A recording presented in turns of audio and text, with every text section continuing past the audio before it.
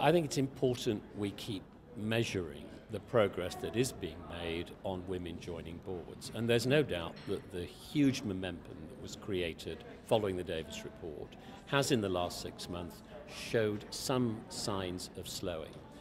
I think what we've got to take from that is not that there's a fundamental change, but a recognition that unless we keep this right on the top of people's agenda, it could back off. And that would not be good for British business.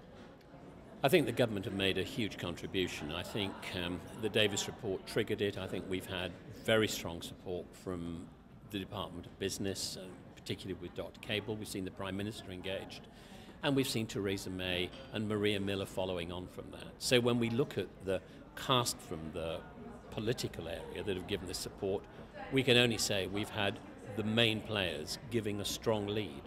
They need to keep giving it, but the evidence is they are committed to this. They believe it's right for business and right for the British mix on boards as a critical part of their own agenda.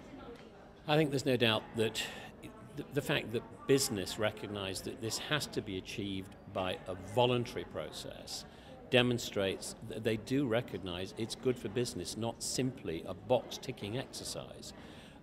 The perspective generally, I think, is if a quota is inserted, then we will see numbers achieved, but we won't see cultures changed. And this is about a cultural change by will rather than a numbers change by legislation.